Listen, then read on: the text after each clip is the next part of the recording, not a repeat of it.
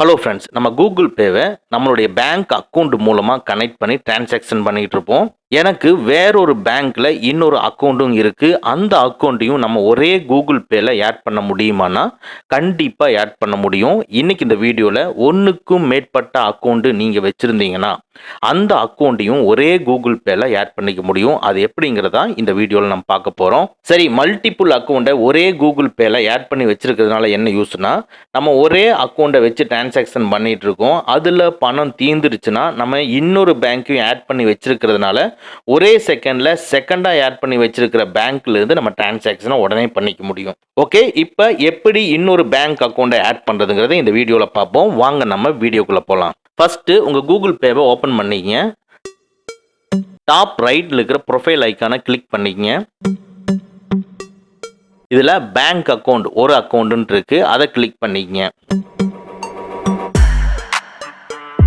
இதுக்குள்ள add bank அக்கௌண்ட்டுன்னு இருக்குது, அதை கிளிக் பண்ணிக்கங்க. இப்போ எல்லா பேங்க்கும் டிஸ்பிளே ஆகும். இதில் நீங்கள் ஆட் பண்ண வேண்டிய பேங்க் எதுன்னு சர்ச் பண்ணி அந்த பேங்க்கை சூஸ் பண்ணிக்கங்க.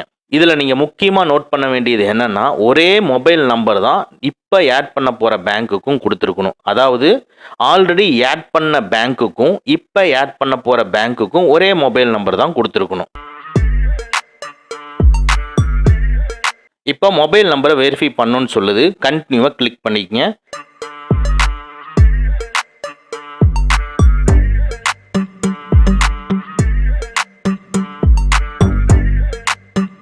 வெரிஃபை பண்ணி அக்கௌண்ட் நம்பரோட டிஸ்பிளே ஆகுது. நெக்ஸ்ட்டு ஸ்டார்ட்டுங்கிறத கிளிக் பண்ணிக்கங்க. இப்போ ஆட் பண்ண போகிற பேங்க்கோட ஏடிஎம் கார்டில் இருக்கிற கடைசி 6 நம்பரும் எக்ஸ்பைரி மந்த் அண்ட் இயரையும் கொடுத்துக்குங்க. கொடுத்துட்டு ஏரோ மார்க்கை கிளிக் பண்ணிக்கங்க.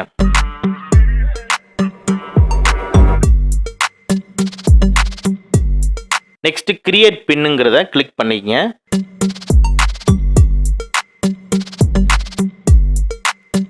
இப்போ உங்கள் மொபைலுக்கு ஒரு ஓடிபி வரும். அந்த ஓடிபியை என்டர் பண்ணிட்டு ரைட் மார்க்கை கிளிக் பண்ணிக்கங்க.